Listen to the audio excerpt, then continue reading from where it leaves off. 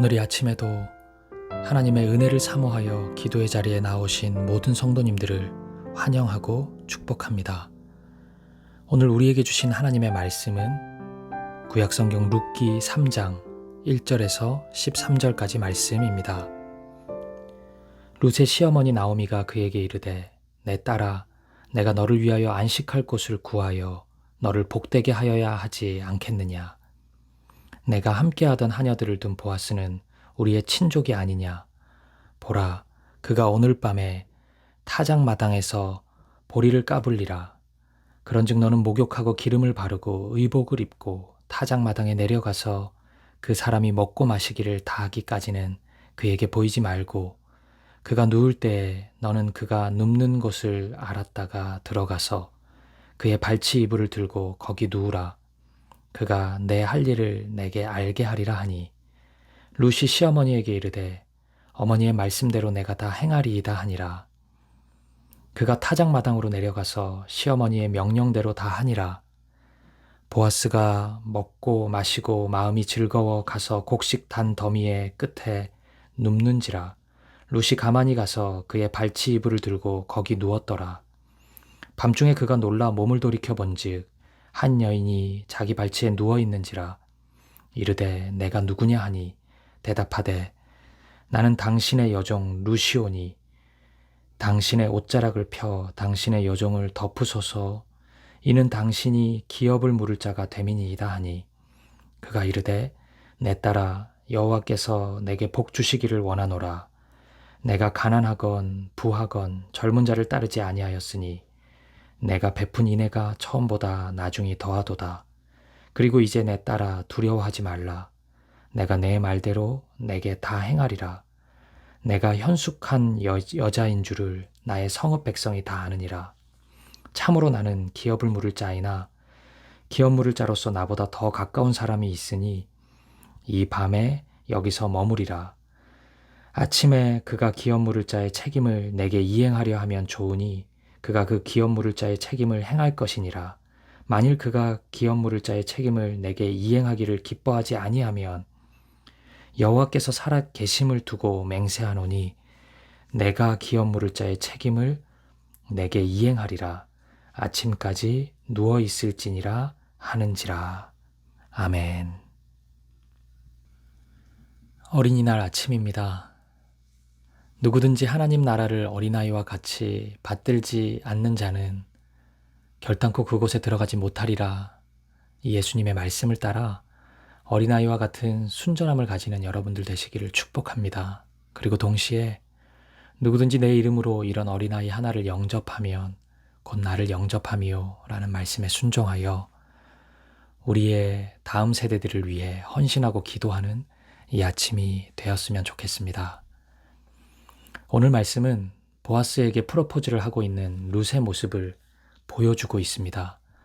본문 1절부터 8절까지의 내용은 오늘날의 문화적 시각으로 보면 조금은 자극적이기도 하고 무척 낯설어 보이는 장면입니다.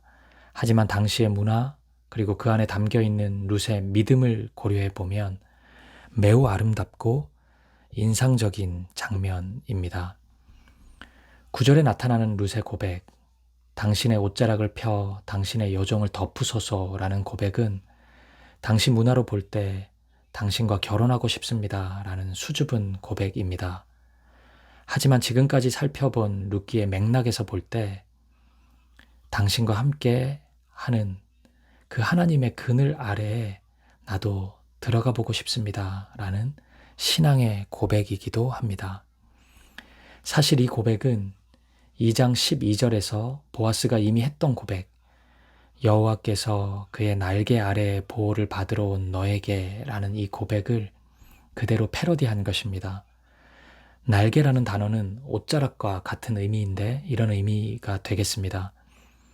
보아스 당신이 나에게 하나님의 옷자락의 보호를 받는 축복을 말씀해 주셨는데 저도 정말 그렇게 되기를 원합니다. 저도 하나님의 옷자락 아래에서 보호받기를 원합니다.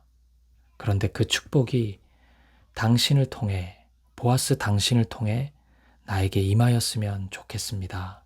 이런 고백인 것입니다.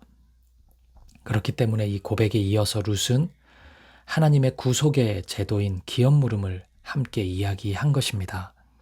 믿음의 고백이었습니다. 룻은 하나님의 구속의 은혜가 기업 물음이라는 제도를 통해 이스라엘에 적용되는 것을 알고 있었습니다. 그렇기에 저는 하나님께 정말로 나아가 보고 싶습니다. 하나님의 그늘 아래 거하고 싶습니다. 보아스, 당신을 통해 그것이 가능할까요? 라고 고백하고 있는 것입니다. 사랑하는 여러분, 우리가 지금까지 살펴본 것처럼 하나님은 룻을 사랑하셨고 그와 가정을 살리기 위해 모든 것을 예비해 놓으셨습니다. 전적인 하나님의 은혜였습니다. 그런데 여러분, 성경이 말씀하는 하나님의 은혜에 대해 많은 분들이 오해하시는 것이 있습니다.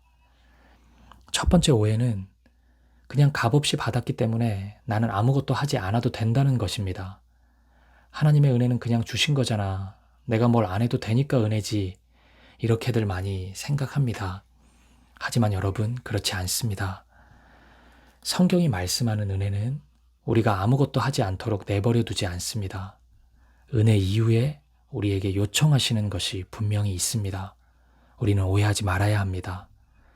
두 번째 오해는 이와 반대되는 것으로서 그 하나님의 요청이라는 것이 하나님이 주신 만큼 동등한 것을 갚아야 하는 것으로 생각하는 것입니다. 하나님이 이만큼 주셨으니 우리도 이만큼 해야지 라고 생각하는 것입니다. 그런데 여러분, 이것도 옳지 않습니다. 우리는 하나님의 사랑만큼 결코 갚을 수 있는 사람이 아닙니다. 그런데 어찌 하나님께서 우리에게 똑같은 요구를 하시겠습니까? 그러면 하나님이 우리에게 요구하시는 것은 도대체 무엇일까요? 오늘 어린이날이니까 부모와 아이를 통해 제가 설명해 보겠습니다. 집에 예쁜 아이가 태어났습니다.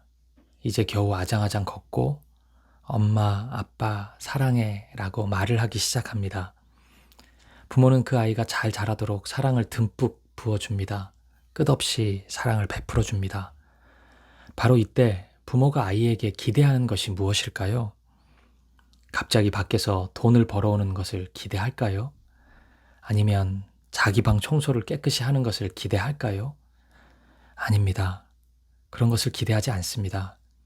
그냥 아빠, 엄마를 바라보며 방긋 웃는 것, 씩 웃으면서 부모에게 안기기를 기대할 것입니다.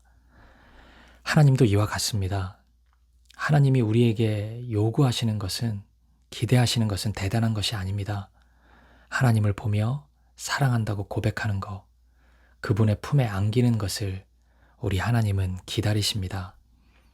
이렇게 보면 오늘 하나님의 옷자락에 안기고 싶다는 룻의 고백은 하나님이 룻에게 그토록 듣고 싶었던 고백이라고 할 수 있습니다. 신랑 되신 하나님께서 신부된 이스라엘에게 듣고 싶었던 고백이고 오늘 하나님의 백성된 우리 모두에게 듣고 싶어하는 고백입니다.